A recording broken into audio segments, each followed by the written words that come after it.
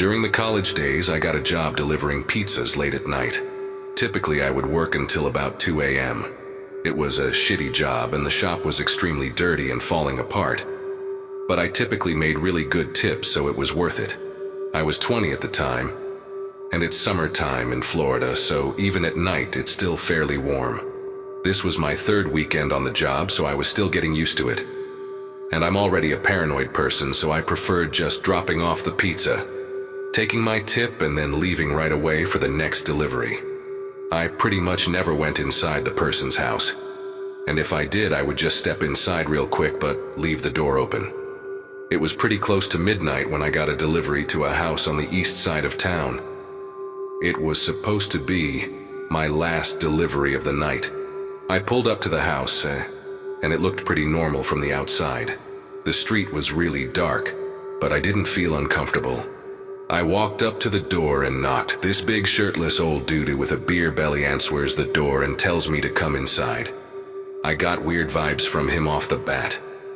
I declined to come in and tried to just give him his pizza right there. But then he goes, "Come inside, it's freezing out and we don't want the cold air coming in." This didn't make sense to me as it was summer. So stupidly I get nervous and I take one step inside his house. Not going all the way in though. Then he goes, "No, come all the way in. It's cold out." I should have left at this point, but I was freaking out, not thinking straight, so I went in and he closed both the screen door and the main door behind me. I'm trying to calm myself down, telling myself I'm overreacting.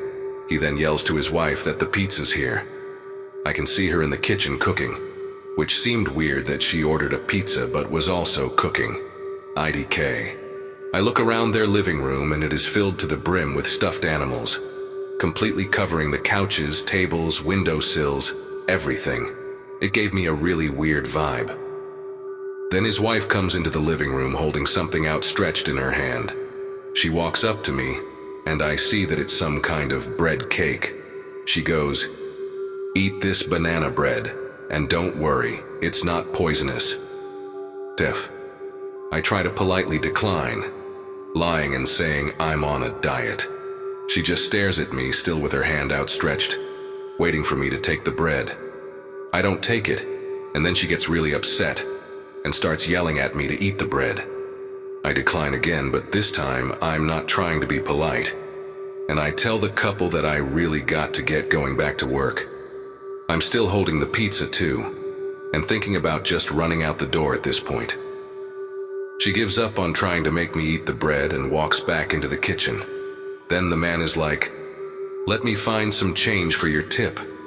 He starts looking all around the living room, digging through the couch cushions trying to find change to give me. I tell him to forget it, and that I don't need the tip, that he can just take the pizza, but he insists on finding a tip for me. He spends the next several minutes searching his stuffed animal-infested living room for change, and I start to think to myself that they're trying to stall me. Most people have the tip ready when I get to their house. I was so worked up at this point that I just tell the dude I'm leaving and start to open the door. He took his pizza and gave me a few quarters that he found. I booked it out of there and went back to the shop. I shared the unsettling encounter with my supervisor, but to my dismay, he showed no concern and simply assigned me another delivery. My frustration and anger were palpable. The enigma of that couple lingers in my mind to this day. Were they truly sinister, or merely victims of their own social ineptitude? I may never unravel the mystery, but one thing is certain. I vowed never to return to that house again.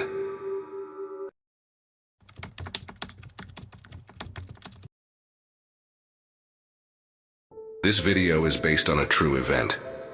One of the greatest scientists in the world who gave the gift of relativity theory, Albert Einstein, said, "The most beautiful thing we can experience is the mysterious.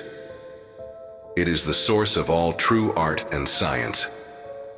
The most beautiful thing we can experience is the mysterious. It is the source of all true art and science. The sense of mystery and wonder is pleasing to everyone. If we are unfamiliar with many mysteries of the material world, then how can we reach the mysteries of the spiritual world? Scientists say that we have more evidence of what we don't know than of what we know. Even metaphysicians say the same thing. Greek metaphysician Socrates said, "I know that I have much more to learn. Apart from the knowledge of my ignorance, I have no knowledge."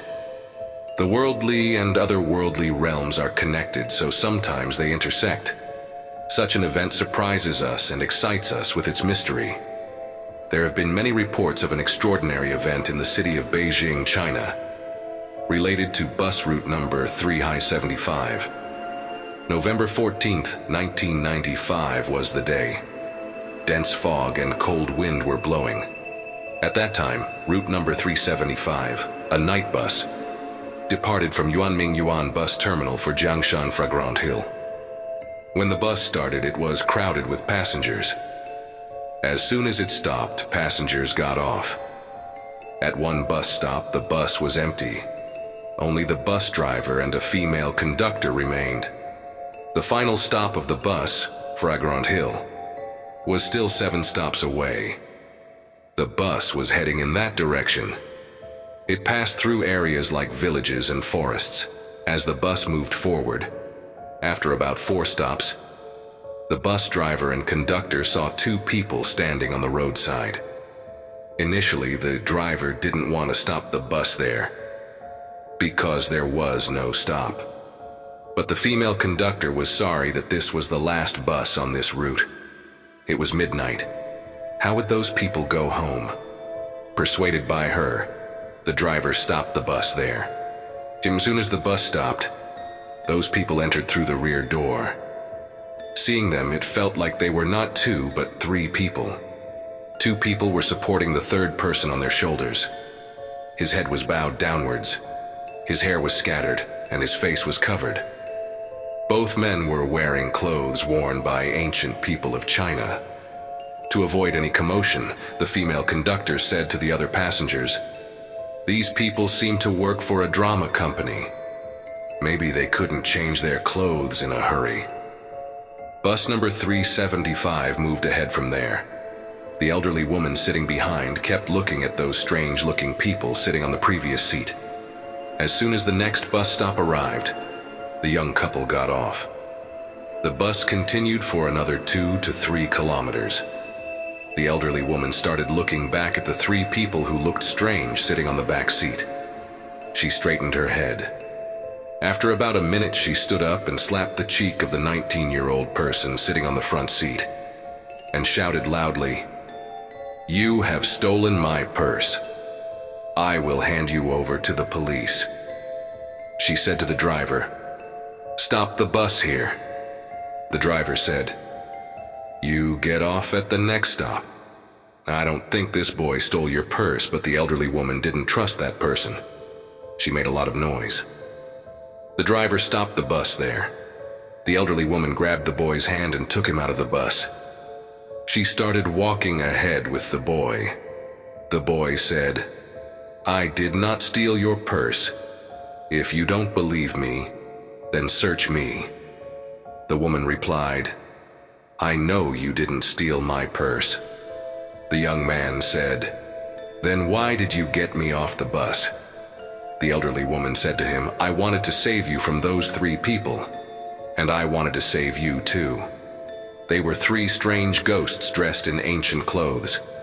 When I finally looked at him, I saw that he had no feet on his body. To avoid any doubts, I pretended to fight and got off the bus without stopping at the bus stop.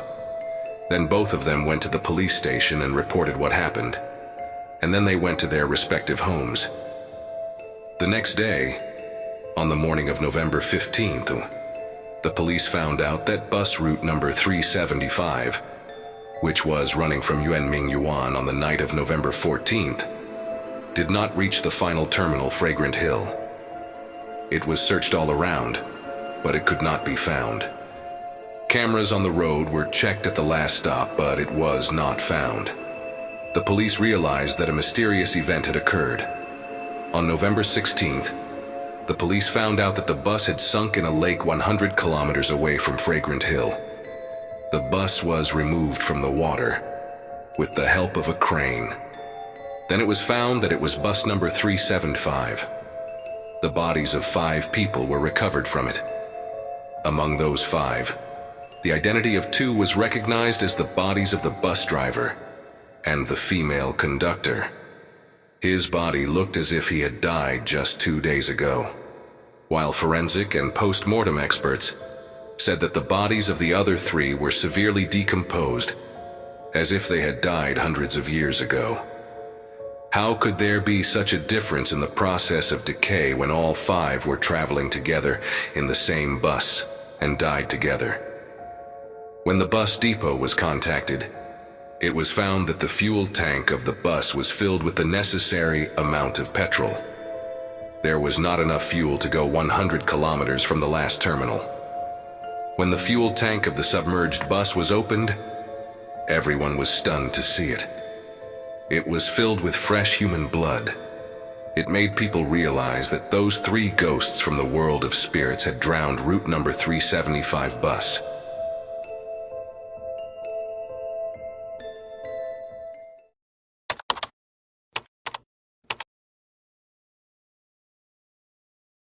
In the plane of Eastern Airlines Company in America, the spirits of the dead pilot and flight engineer protect the crew and passengers of the plane. When you are traveling in the sky by plane, what will happen to you if you meet a spirit? After knowing that the person you heard or saw about is not alive, but it is his spirit. So what will be your reaction in such a situation? It will be unusual. After going through this sequence of events, when you realize that even though it was a spirit, but it came to do good, and it saved not only your life, but also the lives of many other people. At that time, instead of fear in your mind for it, surprise and happiness take place in your mind. This changes the common belief that ghosts are only evil and troublesome. Something similar happened with Faye Marie Weather, an air hostess working on Eastern Airlines Company's TriStar 318 flight. There were 180 passengers on the flight from New York to the coast of Florida. Faye Marie Weather got up from her seat and went to the food store to serve breakfast to the passengers during the journey. After reaching there, she extended her hand towards the oven, which kept the food fresh and warm. But a strange sight started floating in front of her eyes.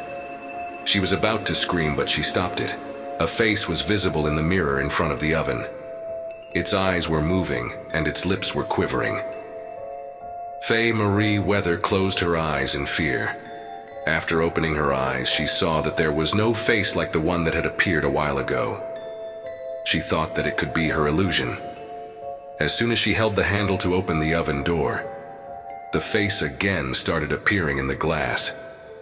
It seemed as if it wanted to say something. The man's visage changed on the oven glass like a television screen. This time, Faye Marie Weathers screamed. She ran to Flight Engineer Moore, and she described what she saw. Faye Weather was also shocked by what he said. To confirm it, he went with her to the food store. Still, that face was visible on the oven glass. He was saying something. This time, Faye Marie Weather and Moore also heard his voice. He was saying, "Be careful. The plane is about to catch fire. Get ready and save the plane." She recognized the face. It was a former flight engineer, Don Repo. He had died in an air crash. Now she realized that it was Don Repo's ghost who warned her. Others on the flight did not pay attention to her warning. They did not believe in the existence of ghosts. However, a few hours later, while on its way to Mexico, the engine of the plane broke down, due to which that plane had to be brought to New York. After repairs, as soon as the plane was flown for testing, its jet engine exploded like a bomb in the air. This was witnessed by Faye Marie and Moore. Don Repo's words were still echoing in his ears. He said in the survey that if special precautions had not been taken, and it had been sent for passenger flight, hundreds of people would have died. They also said that it was the ghost of the dead flight engineer Don Repo, who had saved people's lives by giving warning. Let us know who this Don Repo was, and how did he become a ghost after death? The day was December 29th, 1972. Eastern Airlines Flight 401, a Lockheed L-201 TriStar jet, was flying with its captain, Bob Loft, and flight engineer, Don Repo. There were 163 passengers along with 10 flight attendants. It had taken off from John F. Kennedy in New York and was scheduled to land at Miami International Airport in Florida. The flight captain, Robert Albin, was 55 years old, Bob Loft Sr., and an accomplished pilot. He had 32 years and 20,000 hours of flying experience. His co-pilot was First Officer, 49-year-old Albert John Stockstill, with 6,000 hours of flying experience. He was accompanied by 51-year-old Donald Lewis Don Repo, a flight engineer with 16,000 hours of flying experience. The plane, which took off from New York's John F. Kennedy Airport at 9:20 p.m. Eastern Standard Time, was flying to Miami Airport at 11:30 p.m. that night. The landing gear was lowered to land the plane at the airport. It is necessary that its indicator should show green after landing. When pilot Stockstill did not see it, he became suspicious. If the landing gear is damaged, the wheels running on the runway will not work, and a major accident will occur. Ultimately, this is what happened in that flight. When the plane hit the ground, its speed was 365 kilometers per hour. Apart from 77 people, all the others died in the air crash. The spare parts or engines of the plane in that accident were installed in another plane. The food storage part and the oven glass in which Don Repo's face was seen in the new plane. TriStar 318 belonged to the crashed plane. It is not only Don Repo's ghost that appears. The ghost of Captain Bob Loft has also been seen by many people at various events. This ghost game started with the same Eastern Airlines plane TR-318. In 1973, the vice president of Eastern Airlines was traveling in this plane. On the seat next to him was sitting a pilot wearing the uniform of the captain of Eastern Airlines, who was also talking to him. After a few minutes, the vice president thought that if the captain of the plane is talking to him, then who would be flying the plane? As soon as he remembered this, he looked very carefully at the face of the captain sitting next to him, and was surprised to see that it was Captain Bob Loft, whom he knew very well that he had died in a plane crash a year ago. When he returned to the pilot's cabin part with the staff, Bob Loft's ghost had disappeared. In another incident, when the flight engineer entered the TriStar 318 for routine pre-flight checks, he saw the ghost of Don Repo in his full uniform checking the machine. Don Repo's ghost told him, "All the mechanical parts of the plane are fine. It is ready to fly. There is no danger to the flight." Then Don Repo's ghost disappeared. Thank you for listening to this spine-chilling ghost story. If you enjoyed being on the edge of your seat, waiting for the next eerie twist, don't forget to subscribe to our channel for more bone-chilling tales and paranormal encounters. Hit the subscribe button and turn on notifications so you never miss out on our latest terrifying stories. And remember, the supernatural world is always lurking in the shadows, waiting to be discovered. Subscribe now, and join us on our journey into the unknown.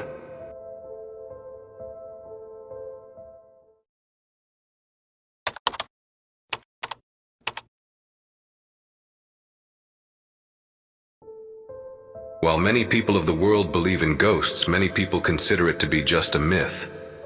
But this is such a true story, hearing which you will also start believing in souls.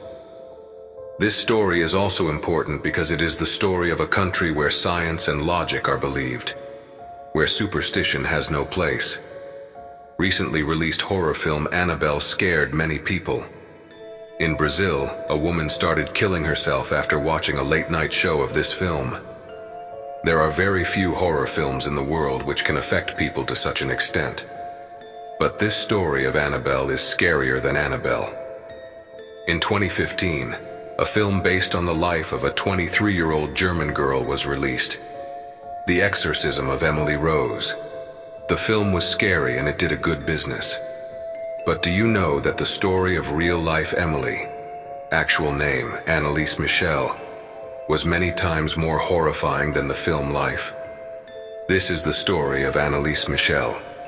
She was born in a very disciplined Catholic family on the 21st of September 1952 in Bavaria, Germany. The family belonged to the Christian religion. They were very fanatic about religion. They believed in God and preached their religion. Seeing the family members, Anneliese also thought that she would preach her religion when she grew up. But fate had something else in store for her. Anneliese loved school and was very intelligent in many subjects. When she was 16 years old, she once fainted in school. According to her friends, Anneliese went into a trance state for a few minutes. Actually, Anneliese's mental condition had started deteriorating due to the fanatic attitude of her family members. The night she fainted, she woke up with a heavy feeling in her body. Anneliese decided not to go to school the next day. However, everything became normal after a few days. A similar incident happened a year after this incident. Anneliese was taken to the doctor.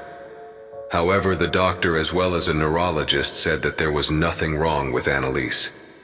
This happened to her for the third time while she was in the hospital.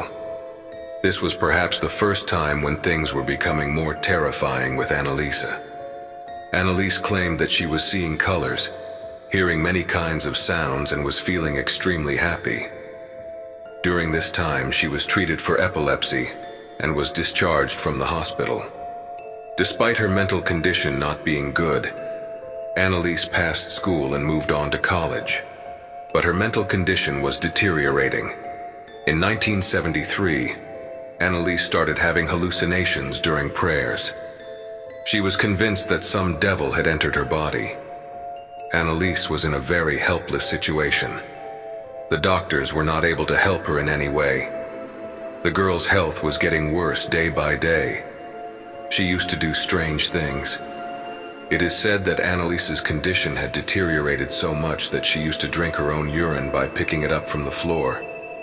She started eating coal and insects, and many times she used to tear her clothes. Seeing this, the family got more worried. Then they understood that their daughter did not have any disease. Some ghost has taken up residence inside her. After this, Anneliese's parents thought that they should show her to a priest in the church. Before that, he called a person named Astro Odd to his house, who was his acquaintance. Astro saw that Anneliese was lying on the floor. As soon as Anneliese saw Astro, she urinated on the floor and started licking it. After this, she started eating a piece of coal lying nearby. During this, Astro noticed that Anneliese had a strange smile on her face. She neither laughed openly nor cried openly. She gave only one expression, that too of a strange light smile. He immediately understood that Anneliese was possessed by some evil spirit. Astro advised Anneliese's parents to get Anneliese treated through exorcism or black magic. Anneliese's parents agreed with Astro. After this, 2 priests performed black magic on Anneliese for the first time.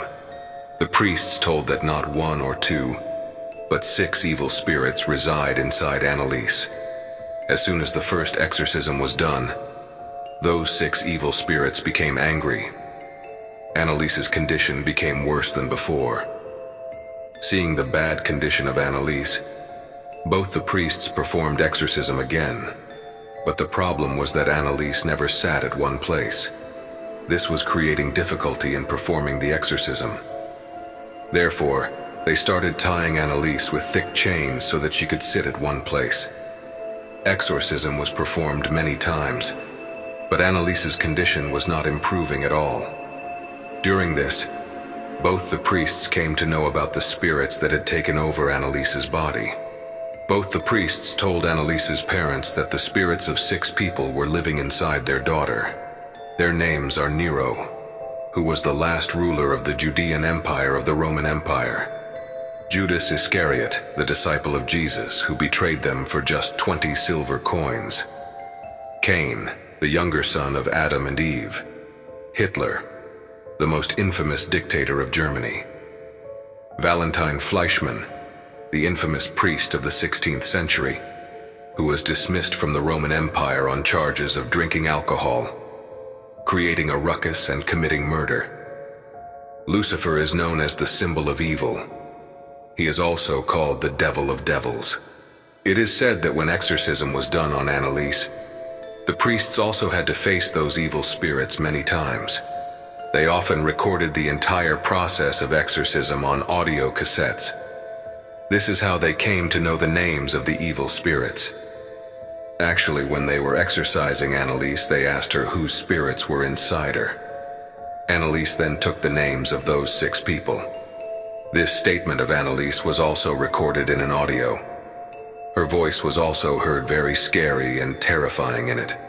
This audio is also available on YouTube. The demonic powers inside Anneliese had become so dominant that she would even pick up her parents and throw them down. She would scratch them with her nails.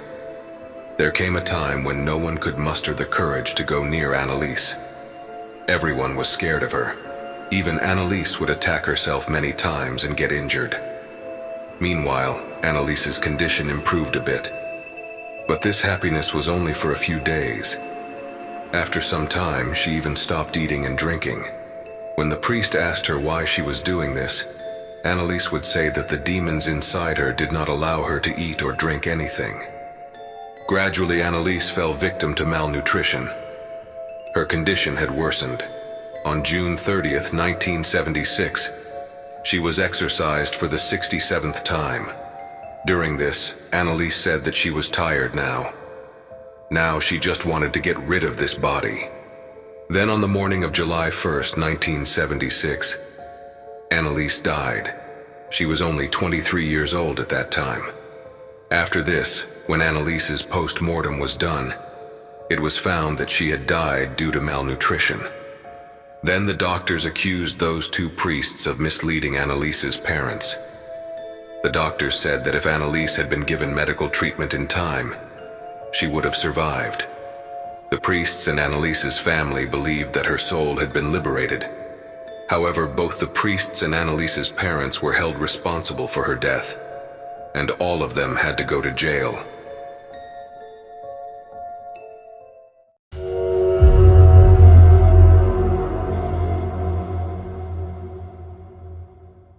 Welcome to Scary Player. Standing majestically on the north bank of the River Thames in the City of London, the Tower of London houses centuries of history within its stone walls. Today, it's known as the place to see beefeaters, yeoman warders, and the crown jewels. Not just a crown, by the way, there's the orb and scepter too. Built by William the Conqueror in the 11th century to defend and secure his status as King of England, the Tower of London became not only a magnificent fortress but a royal palace too. It also became the backdrop for some of the grisliest scenes in history. In Tudor times, it saw the execution of 3 English queens, Anne Boleyn, Catherine Howard, and Lady Jane Grey. A mother beheaded for the sins of her son. The supposed murder of the 2 young princes locked up in the bloody tower by their uncle, the Duke of Gloucester. Treason, murder, and execution. The stone walls of the Tower of London have seen it all. Little wonder, then, that it is one of the most haunted places in all of Great Britain. Is it true that the ghosts of the Tower of London are haunted by the spirits of people who died there? Who can be sure? But these are the tales of those very people who met decidedly grisly ends in the tower. Here are the 13 ghosts of the Tower of London in all their gory glory. The ghost of a bear. Henry III housed his menagerie of wild animals at the Tower of London. including a gift of either lions or leopards from the Holy Roman Emperor Frederick II in 1235. Pumas, tigers, jackals, an elephant from France, and even a polar bear were to follow. Visitors came to the tower to see the creatures, with bear baiting going on to become a popular pastime in 16th and 17th century London. And it seems the horrors of this pastime are still heard today. The ghost of a bear is said to appear from behind the door of the jewel room, perhaps a specter guard to the crown jewels. The ghost of a black bear is also reported to have appeared near the Martin Tower in 1816. Anne Boleyn's procession. As ghost stories go, there are few as spooky and as tragic as this one. When Henry VIII broke with the Roman Catholic Church to set aside his first wife, Catherine of Aragon, and become the supreme head of his new church, the Church of England, Anne Boleyn became Henry's second wife. Just 3 years later, Anne was accused of adultery and taken as a prisoner by barge along the River Thames to the Tower of London, through the infamous Traitor's Gate. Anne was beheaded on Tower Green and laid to rest in the Chapel Royal of St. Peter ad Vincula, St. Peter in Chains, the parish church of the Tower of London. Some 340 years later, a soldier reported seeing a light burning in the closed chapel. After climbing to a window to look within, the soldier is said to have seen a procession of knights and ladies, led by a headless Anne Boleyn. Henry VI, imprisoned in the Wakefield Tower of the Tower of London. Henry VI was murdered at the altar in the king's private chapel in 1471, close to midnight. Henry's ghost is believed to haunt the Wakefield Tower, appearing at the stroke of midnight. Guy Fawkes was taken to the Tower of London after his part in a plot to assassinate James IV at Parliament in 1605. Imprisoned in the Queen's house, Guy Fawkes was subjected to intense torture, likely on the rack in the White Tower dungeons. Sir Walter Raleigh sent to the Tower no less than 3 times. Explorer Sir Walter Raleigh was imprisoned by both Elizabeth I and James I. He spent over 13 years in the Bloody Tower during one confinement and attempted suicide. Sir Walter Raleigh's last imprisonment at the Tower of London, in the Beauchamp Tower, took place in 1603, before he was beheaded outside the Palace of Westminster. The Faceless Young Woman. In 1957, Welsh Guardsman Johns was on sentry duty at the Salt Tower. He encountered a shapeless form with the face of a young woman, perhaps one of the many women who suffered a terrible fate at the Tower of London. Margaret Pole. Like Anne Boleyn, the beheading of Margaret Pole, Countess of Salisbury, took place on Tower Green, which lies to the west of the White Tower. Margaret Pole was 67 at the time of her death. She was brought to the scaffold by Henry VIII for the crime of being the mother of Cardinal Pole. Cardinal Pole's crime was opposing Henry's self-created position as supreme head of the Church of England. Eyewitnesses say the executioner on that fateful day in 1541 was a wretched and blundering youth who, unable to perform a clean execution with his axe, instead hacked at Margaret Pole's head and shoulders. That eternal scream echoes through the towers today. The White Figure. The Tower of London is protected by the yeoman warders nicknamed Beefeaters. In 1864, Captain J.D. Dundas observed a yeoman attempting to charge a whitish female figure with his bayonet. Chillingly, this apparition appeared in the courtyard where Anne Boleyn was beheaded. Lady Jane Grey. Lady Jane Grey became queen after the death of King Edward VI, son of King Henry VIII. She's known as the English Queen with the shortest reign, a mere 9 days. Edward named Lady Jane Grey as his heir in his last will, over his half-sister Mary. A pawn in royal power games, the king's protector John Dudley had arranged for the 16-year-old Lady Jane Grey to marry his son, Lord Guildford Dudley. On Edward's death on 6th of July 1553, Protestant Lady Jane Grey became Queen, a title she was to hold for just over a week before the council decreed that Catholic Mary was the true ruler of England. Lady Jane Grey and her husband Dudley were executed on the infamous Tower Green in 1554. The white figure of Jane is said to haunt the battlements of the Tower of London to this day. The monk's footsteps. If you visit the Tower of London, listen out for the sound of sandals slapping against the stone floors, reported to be from the steps of a ghostly monk.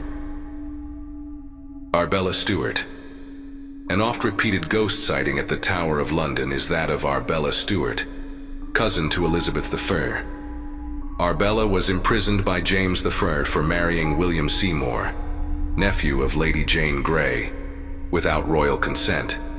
Seeing this match as a possible threat to his throne, James placed Arbella under arrest at the Tower, where she either refused to eat or was purposefully starved.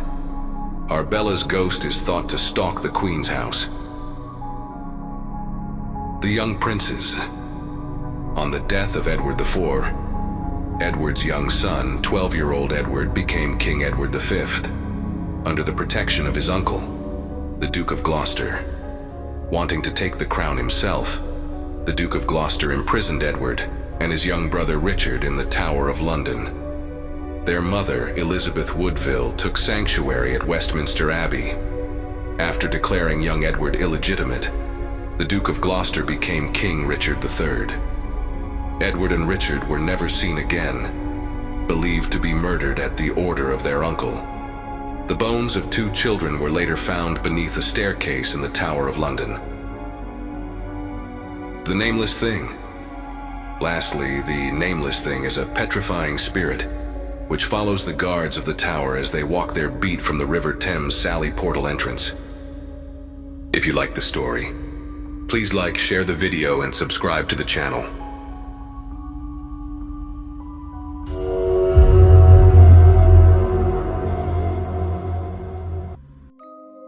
The ghost train with passengers named Zanetti in Italy, which disappeared, is seen in many places in different branches of time.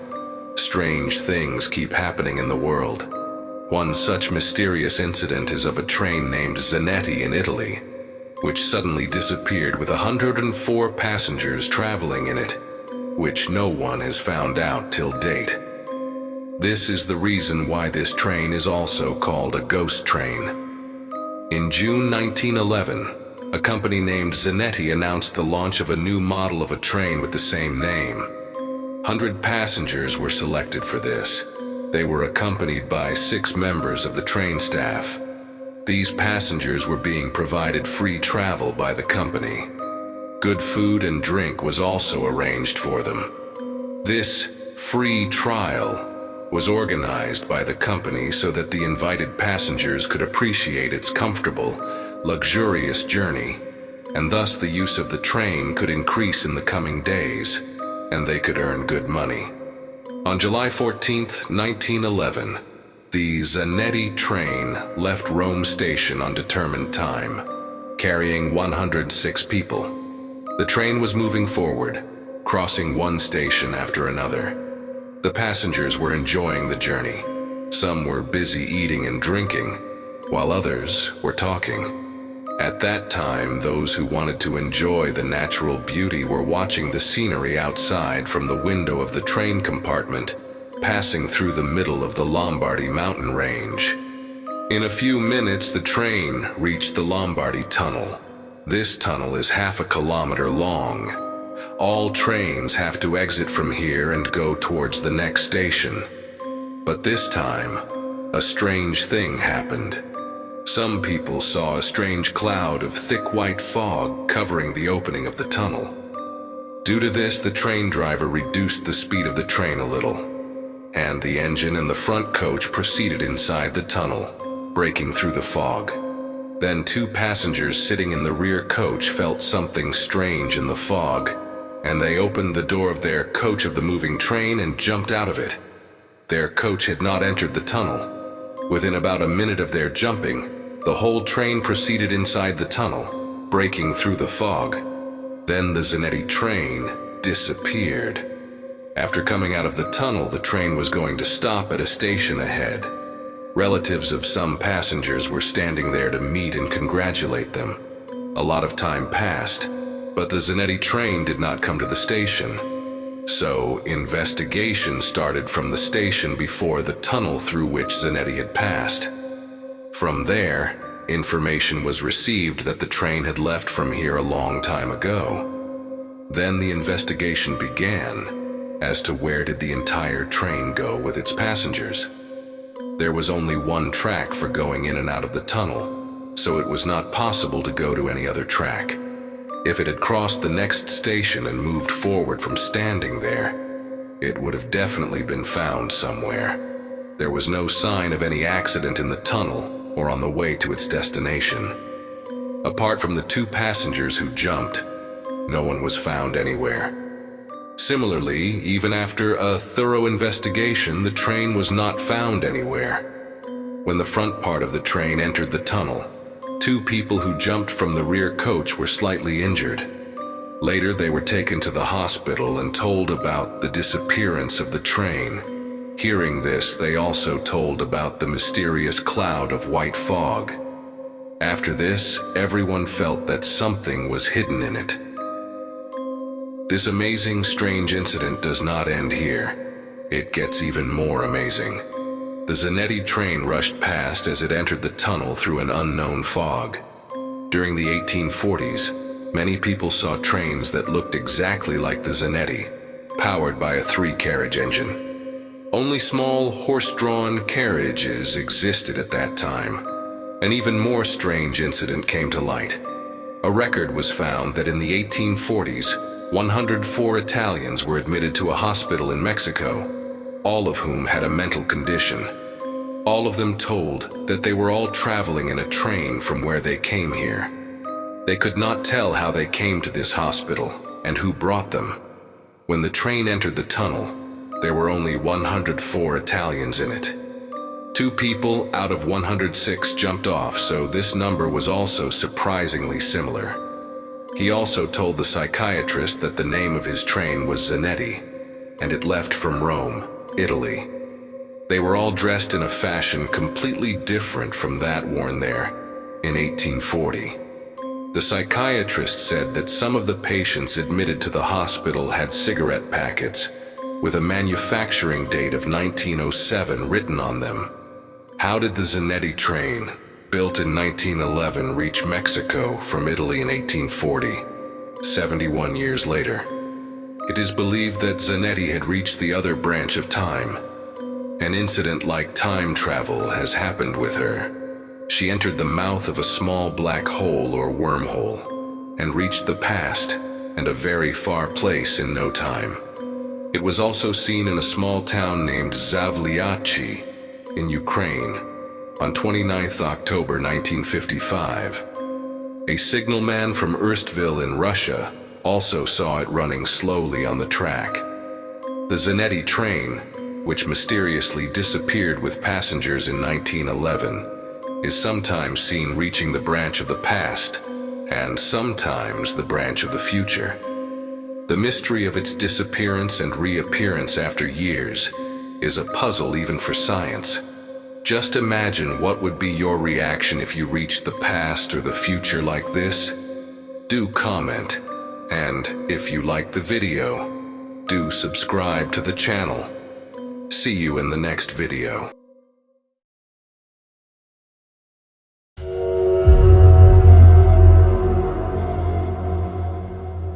It happened in November 2019. I have been running a small pizza store in the neighborhood for a long time.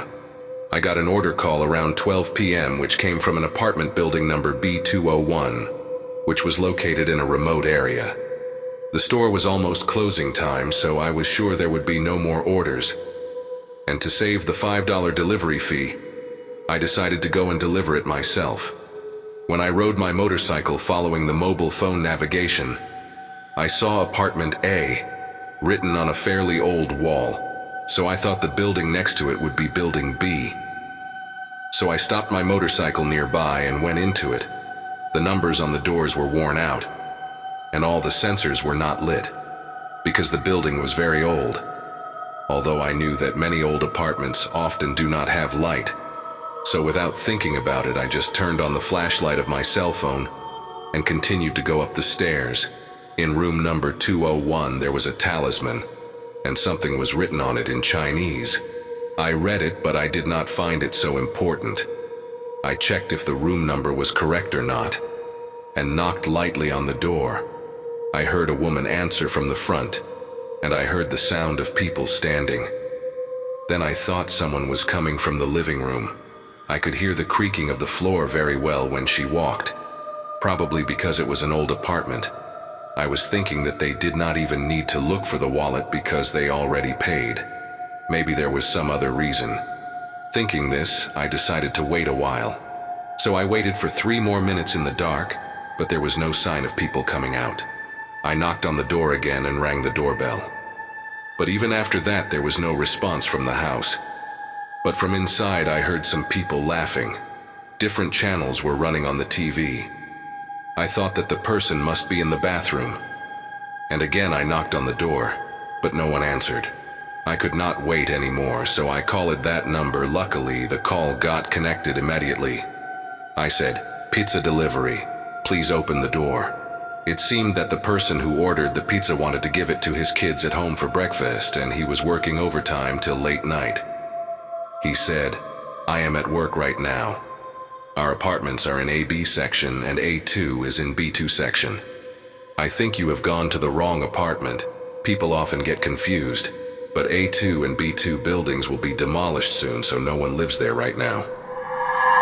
When I heard that no one lives in A2 and B2 buildings, the sound of TV coming from inside the door and on the floor above suddenly stopped.